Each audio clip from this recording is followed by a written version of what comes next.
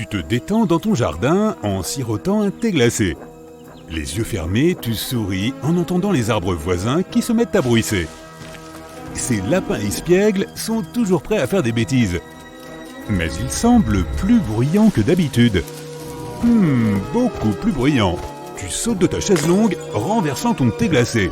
C'est le moindre de tes problèmes, car tu espères désespérément que tes yeux te trompent. Mais non, ce n'est pas le cas.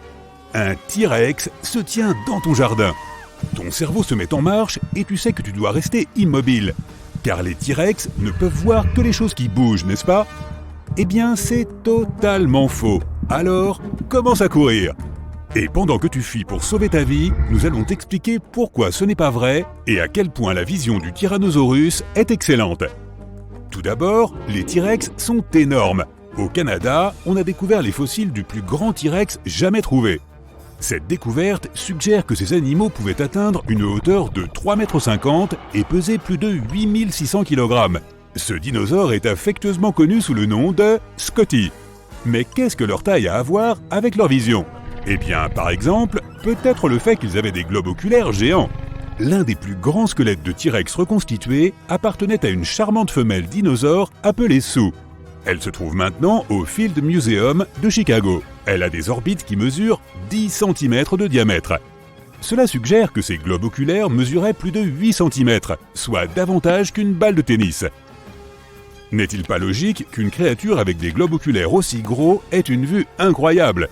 Et ces globes oculaires étaient placés à 3,5 mètres au-dessus du sol. C'est donc comme si le T-Rex avait une paire de jumelles intégrées. Est-ce que ce type de vision a un nom?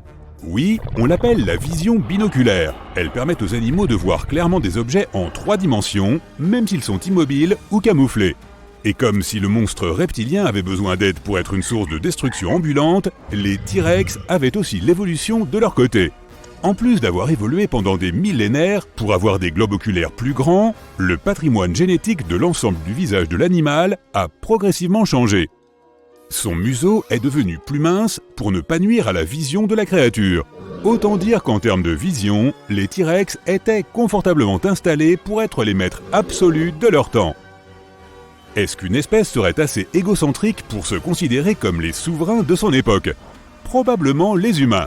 Il est donc tout naturel que nous nous demandions comment notre vision se compare à celle du dinosaure théropode, qui est la famille de dinosaures à laquelle appartiennent les T-Rex.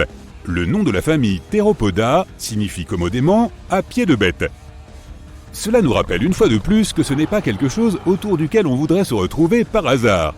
La vision d'un T-Rex était si nette que l'on pense que la créature pouvait voir et distinguer des objets situés à une distance de près de 6 km.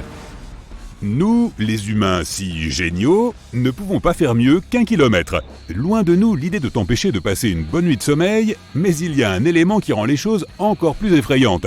Malgré la taille impressionnante du T-Rex, il y a de fortes chances que le dinosaure t'ait vu avant que tu ne vois le dinosaure. Utilisons la vue d'un adversaire plus digne pour la comparer à celle du T-Rex afin de pouvoir ajuster correctement notre classement des monstres. Que penses-tu du roi de la Terre et du roi de l'océan, le lion et le requin?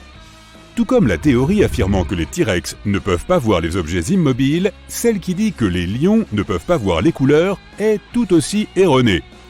Toutefois, il est vrai que ce n'est pas le point fort des lions. Leurs yeux ne possèdent pas beaucoup de cellules réceptrices appelées cônes, responsables de la distinction des couleurs. Mais les lions en ont quand même quelques-unes et ne sont pas daltoniens, bien qu'ils soient limités par rapport à un T-Rex et même à un humain en termes de vision pendant la journée. Mais en ce qui concerne la vision nocturne des lions, c'est une autre histoire. Ils ont beaucoup de cellules réceptrices appelées bâtonnets dans leurs yeux. Ces cellules sont responsables de la vision en noir et blanc, ce qui signifie que le lion a une vision nocturne très développée par rapport à un humain. Mais comparé à un T-Rex, les chercheurs ont mesuré le cercle osseux appelé anneau scléral dans l'œil du dinosaure. Puis ils l'ont comparé à la taille de l'orbite de 164 lézards et oiseaux vivants, ainsi qu'à 33 fossiles de dinosaures. Et désormais, les scientifiques sont sûrs que les T-Rex avaient aussi une excellente vision nocturne, en plus de leur vision diurne. Et maintenant, qu'en est-il du requin? Dans leur royaume sous la mer, les requins peuvent voir 10 fois mieux qu'un humain. Tout cela grâce à une caractéristique de leur œil connue sous le nom de tapetum lucidum. Cela leur permet de très bien voir dans les conditions de faible luminosité des eaux profondes ou troubles. En revanche, l'idée reçue selon laquelle les lions ne peuvent voir que le noir et le blanc s'applique bel et bien aux requins. Et en plus de cela, il ne peut voir qu'à environ 15 mètres devant lui. Étant donné que le T-Rex n'a aucune de ces limitations et que les requins n'apparaîtront pas dans ton jardin de sitôt, on peut raisonnablement dire que le T-Rex règne encore confortablement en maître sur la catégorie monstre le plus effrayant.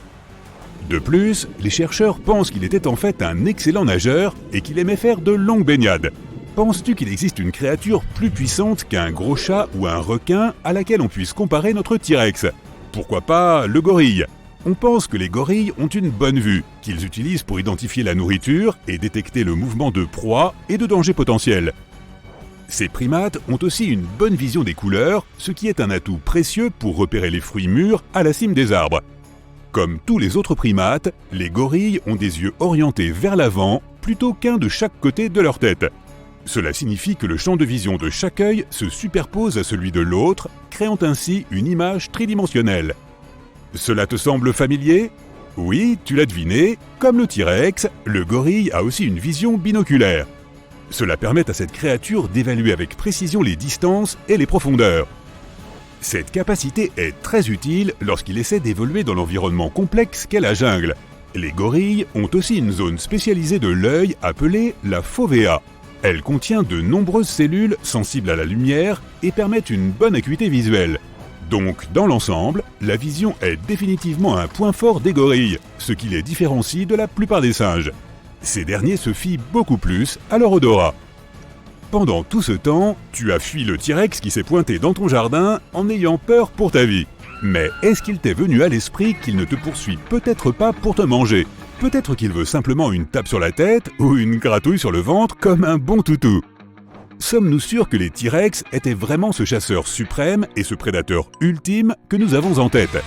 Nous savons qu'il était carnivore, mais peut-être vivait-il simplement des restes des autres dinosaures. A priori, il ne souhaite pas simplement une gratouille et tu ferais bien de ne pas t'arrêter pour vérifier. Bien qu'il y ait eu des débats, les chercheurs sont convaincus que les T-Rex étaient bel et bien de dangereux prédateurs.